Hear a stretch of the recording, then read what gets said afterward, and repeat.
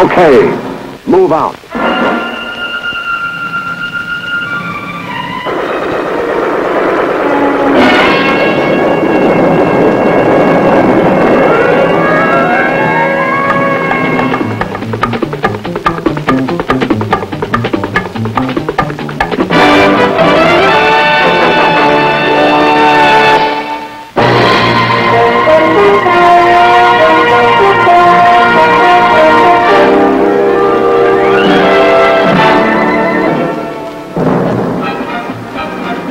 Out of the skies over Vietnam come the Screaming Eagles, the heroic paratroopers of the 101st Airborne Division. Their fabled exploits during World War II can never be forgotten. In December 1944, outnumbered and surrounded by the Germans at Bastogne, the men of the 101st courageously fought on. When the Germans ordered them to surrender or be annihilated, their acting commander, Brigadier General Anthony McAuliffe, gave the historic reply, nuts, and they stood until the Germans were defeated. It is in this same tradition that the men of the Screaming Eagles, 1st Brigade, today serve on the jungle battlefront of Vietnam.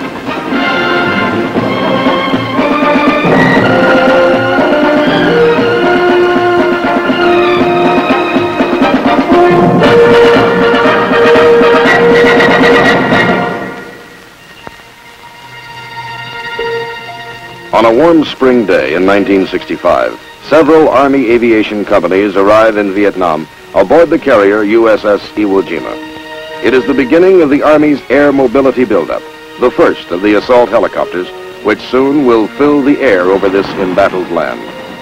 Even as the pilots of the 101st Aviation Battalion whirl away toward the field at Vung Tau, all of South Vietnam is infested with Viet Cong. From the north, they stream down the Ho Chi Minh Trail, and like a disease, spread throughout the Southern Republic.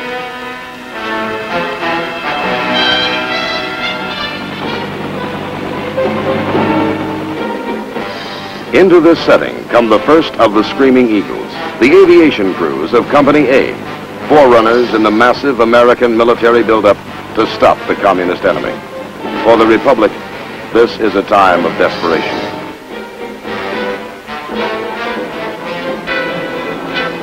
Here at Vung Tau Airfield, 40 miles southeast of Saigon, the job begins for these airmen.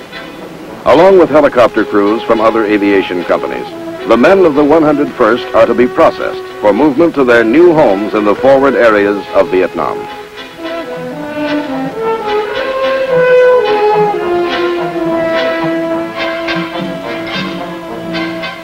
Their mission now is to create the helicopter bases from which U.S. Army forces can be flown into combat against the Viet Cong.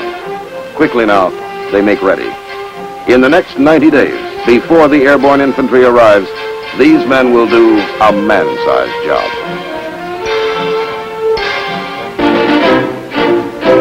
On the 29th of July, 1965, the 1st Brigade of the 101st Airborne Division arrives at Cam Ranh Bay.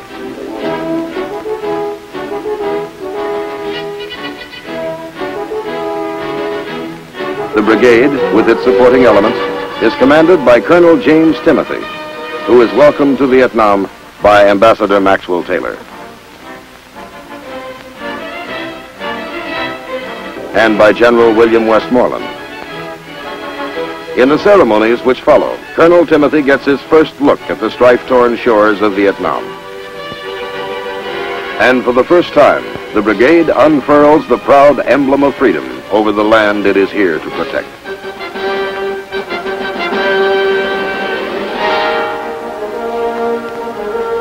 To Ambassador Taylor, the occasion holds a special meaning, as the one-time commander of the 101st talks to his son, Captain Thomas Taylor, now a member of the Screaming Eagles. Concluding the day's events, some of the airborne infantrymen stage a parachute jump for Ambassador Taylor and General Westmoreland. It is to be one of the few jumps these paratroopers will make in Vietnam. The Screaming Eagles descend toward the earth and the unknown hardships of jungle warfare they will face in the months ahead. Within 2 weeks after their arrival at Cam Ranh Bay, the Screaming Eagles are sent northward on their first combat operation, as they sail for Qui Nhon, 130 miles up the coast. It is mid-August, and the brigade hasn't yet had time to establish its permanent home base in Vietnam.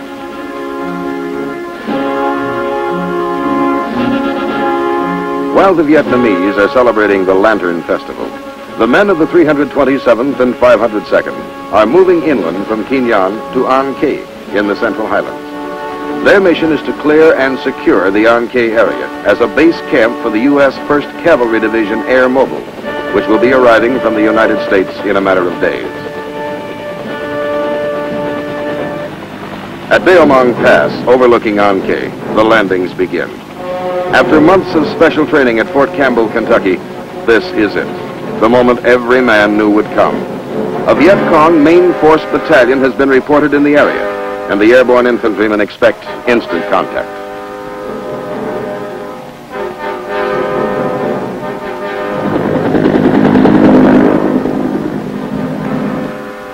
But it doesn't come. The Viet Cong are evasive, biding their time. It is an anticlimax for the men. This is their first lesson in Vietnam. No big battles when expected. Instead, a nagging war of attrition with primitive booby traps and snipers, small unit actions and ambushes in the jungle.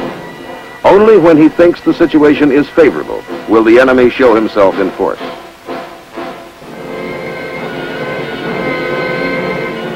So the long, hard task of ferreting out the communist enemy begins. And the Screaming Eagles are good at their job.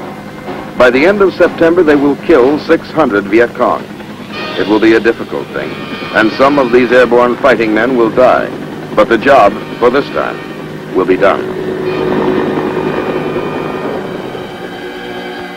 As the advance elements of the 1st Cavalry Division begin arriving at An Khê, they commence taking over the area secured by the Screaming Eagles. Finally, the men of the 101st Airborne are free to head south and establish their own home base in Vietnam.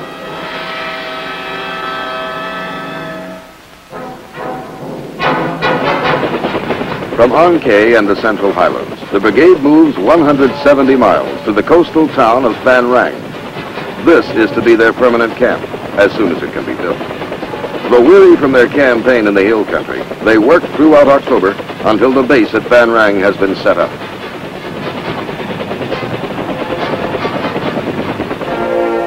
General Westmoreland visits the Screaming Eagles on Thanksgiving Day, 1965, and inspects the camp at Phan Rang.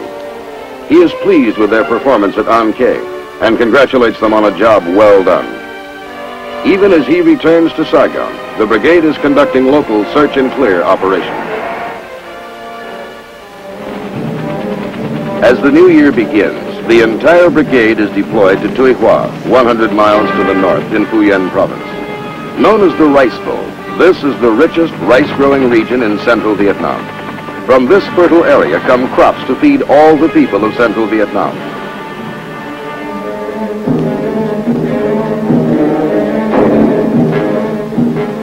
But the Viet Cong have been seizing the harvest and collecting unbearable taxes from the frightened farmers. Now come the Screaming Eagles to protect the rice harvest and stop the Viet Cong. Codename Operation Van Buren. The orders read, search out the enemy in the Tuy Hoa sector and destroy him. This assignment will be tedious. The VC desert their dwellings and avoid confrontation with the Americans. Yet the district is infested with an enemy who makes night raids and continues to molest the farmers. The search goes on.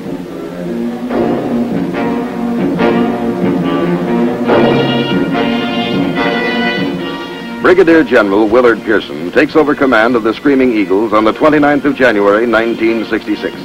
He steps up the pressure on the Viet Cong. Fire!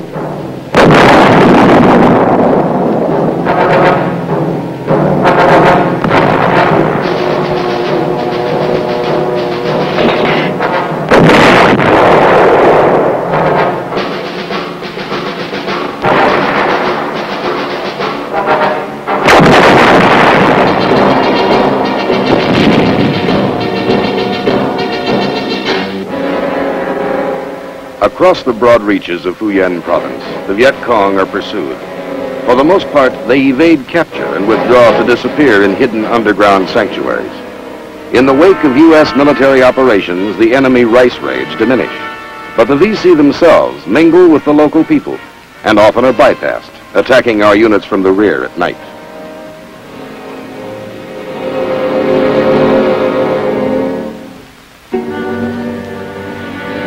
On 8 February, the Deputy Commander of the U.S. Military Assistance Command, Vietnam, Lieutenant General John Heynckes, comes to Tuy Hoa to personally evaluate the situation.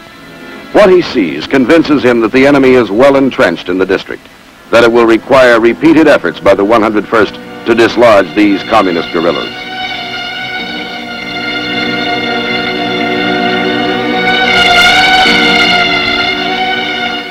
Operation Van Buren becomes Operation Harrison. February becomes March, and daily the Screaming Eagles patrol the jungles and foothills surrounding the rice fields of Tuy Hoa. Enemy main force headquarters are located and hit by the U.S. Air Force with B-52 bombing raids. The men of the brigade go in to check the results and prepare field reports for Air Force intelligence.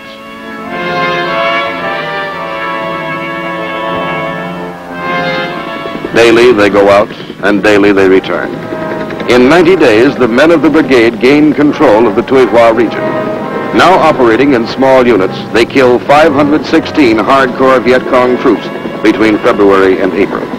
The rice crops are saved.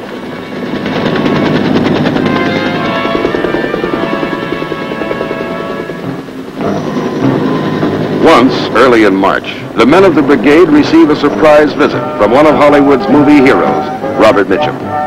During this enjoyable interlude, there is talk about the glamorous girls of the film world.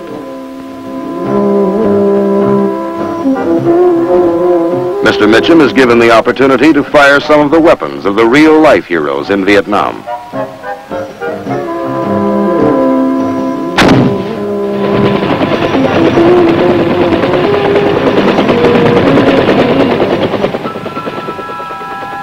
In mid-April 1966, the 2nd Battalion of the 327th is left to guard the rice harvest at Tuy Hoa, and the rest of the brigade moves out on Operation Austin. 2 weeks in the area around Phan Thiet, then onward to Nang Co, near the Cambodian border.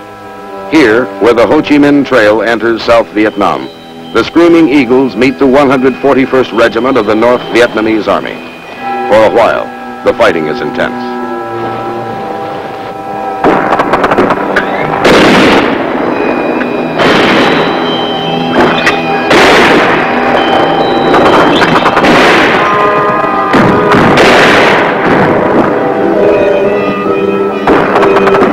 The 502nd Airborne Infantry takes a number of casualties.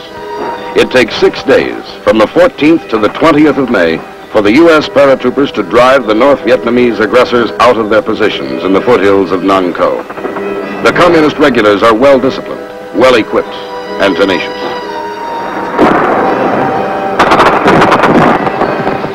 In spite of heavy ground fire, Army aviators get in with their dust-off helicopters, and the wounded are whisked away to safety. This is the enemy. When he was captured, he was carrying a machine gun made in Czechoslovakia. He won't be using it again. As for his comrades, they have been put to rout, and in their hasty flight they have dropped their arms. Over 100 of the North Vietnamese lie dead in the mountains. Victory at Nang Co is ours.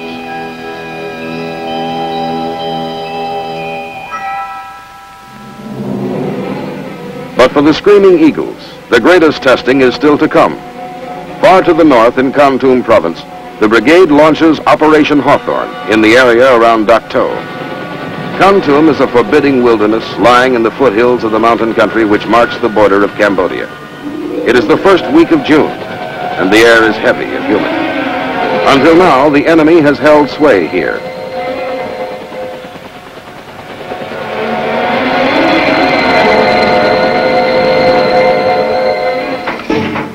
"30 miles north of the little town of Dak To, the airborne engineers erect a crude bridge. A few miles beyond lies an American Special Forces camp. It has been under siege by the Viet Cong for nearly a week. Supplies and ammunition are badly needed, and relief troops must get through.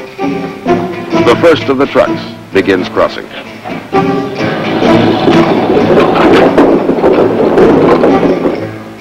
Near the bridge, the men of B Battery, 320th Artillery, prepare for another firing mission. Throughout the morning, they have rained howitzer shells upon the enemy forces attacking the camp. Now, with fresh supplies of ammunition, they're ready to begin again. Each time the shelling starts, the enemy withdraws his attacking forces to escape the punishing fires. When it is lifted, he regroups and again tries to take the camp. Despite week-long airstrikes by U.S. Air Force jets, the Viet Cong have shown no signs of withdrawing. But the artillery fire, directed by those defending the outpost, is having a telling effect.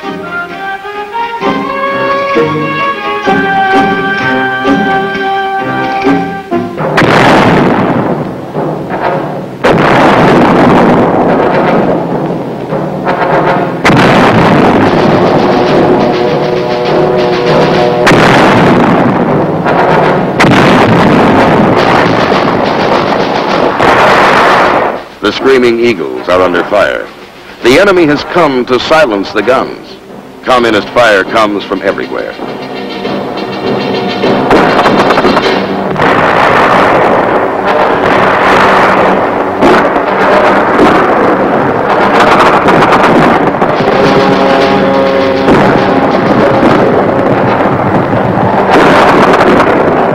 Out there, the enemy is creeping in. He will try to overrun the American positions. The waiting is agony.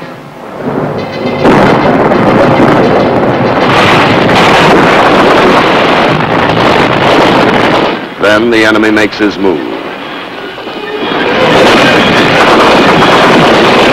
This is it, live or die.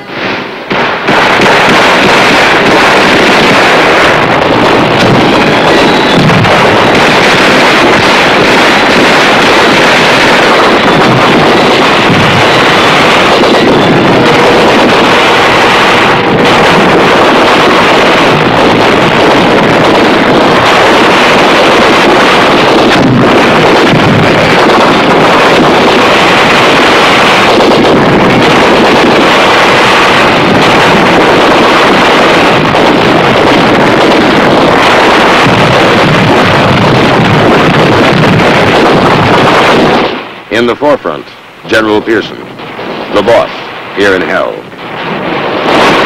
From Bastogne to Vietnam, the tradition remains unbroken, magnificent. The Screaming Eagle.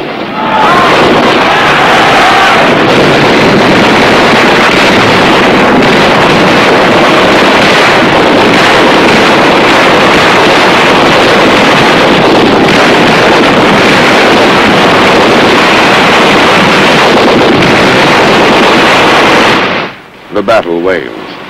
A small part of Operation Hawthorne is over. Some of the men of the 101st will fight no more. But for this day, the bastions of freedom held. They came from the north, a full battalion. Their weapons, not ours, have been silenced.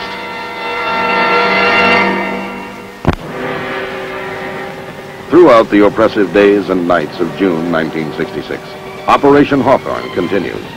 In the violent conflict which rages in Kon Tum province, the Screaming Eagles repeatedly beat back prize troop units of the North Vietnamese Army. In 16 straight days of combat, the brigade envelops the 24th North Vietnamese Army Regiment, and more than 500 of the communist aggressors are killed. It is the largest single battle of the war for the men of the 101st.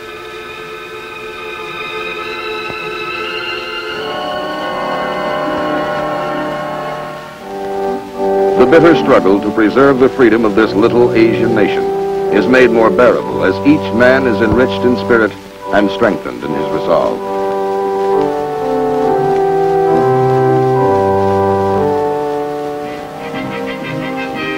At last, the fighting is done.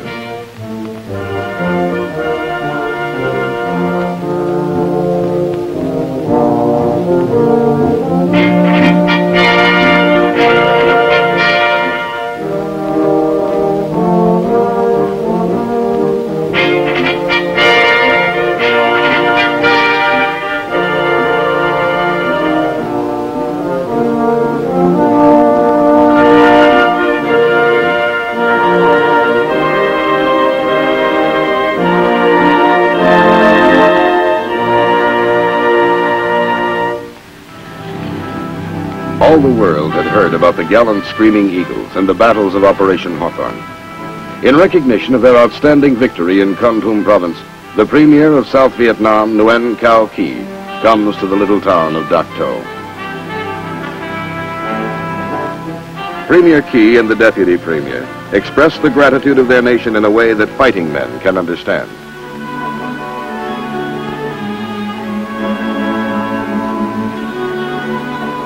These are some of the weapons taken from the enemy, the Premier is told. In the hands of the communists, the arms of China, Poland, Czechoslovakia, Russia, and even a variety of United States, French, and British weapons which had fallen into those same enemy hands. Living evidence of the North Vietnamese regular army, 6 out of the 22 taken alive by the Screaming Eagles. Premier Ky confronts the aggressors. "You are lucky the Americans have taken you," he smiles.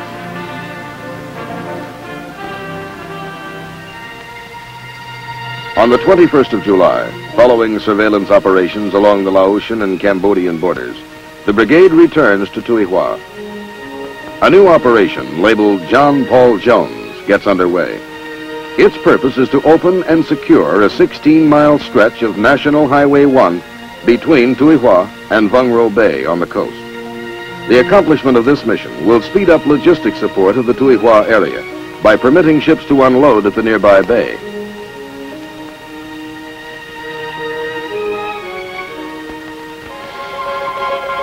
It begins with elements of the 502nd Infantry landing at the cliff-guarded Vung Ro Bay, where, without encountering resistance, they begin moving inland to link up with the oncoming units of the 327th.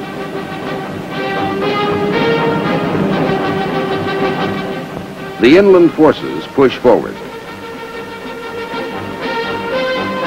securing the highway and sweeping the adjoining countryside. Supported by helicopter gunships, heliborne assault troops clean out the operational zone within 6 weeks. By early September 1966, they have secured Vung Ro Bay and Highway 1 north to Tuy Hoa. Sweeping through the mountains, the brigade captures 40 North Vietnamese and Viet Cong and kills 209 others.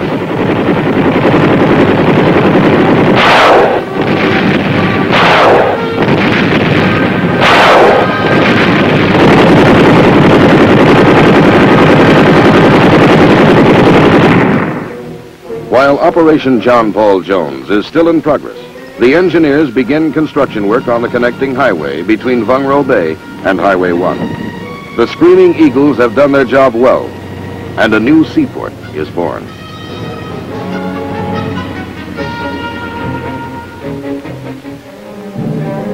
In the weeks which follow, the brigade protects the rice farmers as they harvest some 17,000 metric tons of the precious grain. Once again, the Tuy Hoa sector becomes a battlefield, and the Viet Cong suffer heavy losses, with 239 killed and 42 captured.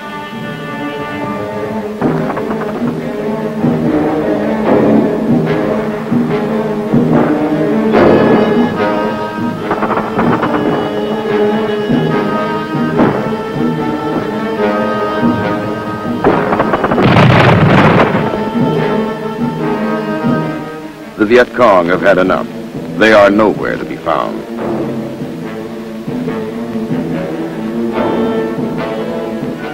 "11 Vietnamese are found, however, in a Viet Cong prison camp. They have apparently received no medical attention while in the hands of the communists. Held by the Viet Cong for several months, their ailments range from open sores and skin infections to malnutrition,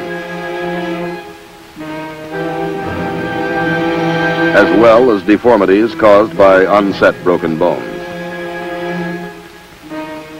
This man, a former Viet Cong who defected to the Republic and was later captured by the VC, cannot tell of his unspeakable nightmare with the enemy. On the 9th of December, the odyssey of the brigade continues. From Tuy Hoa, back up north to Kon Tum Province. The Viet Cong have been cleared from Phu Yen Province by this time, and the Screaming Eagles are moved to the north in a record 48 hours by the U.S. Air Force.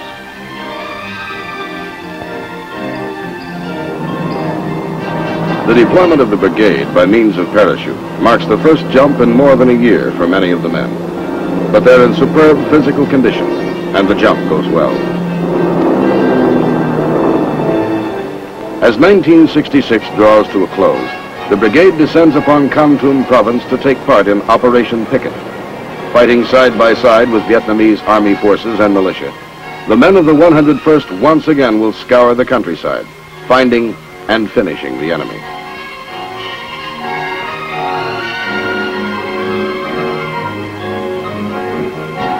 The operations in Kon Tum province continue until the 21st of January, 1967. Then, after more than a year's absence from their home base at Van Rang, the brigade is ordered back for a rest. It seems a long time since the LSTs first moved the brigade up to Kinh Nhông as they headed for their first combat around An Khê. Now, the LSTs are taking them home.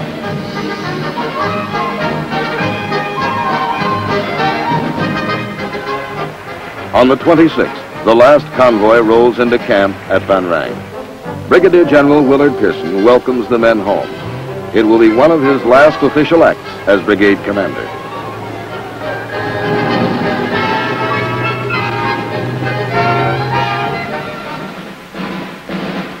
Two days later, General Pearson transfers command of the 1st Brigade, 101st Airborne Division to the new brigade commander, Brigadier General S.H. Matheson.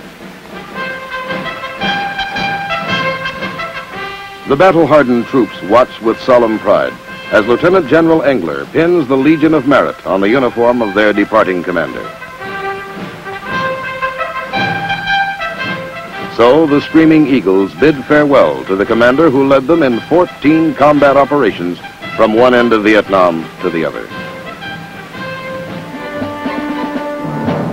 For the Screaming Eagles, as for the rest of the United States military forces in Vietnam, the valiant effort to keep that young nation free continues.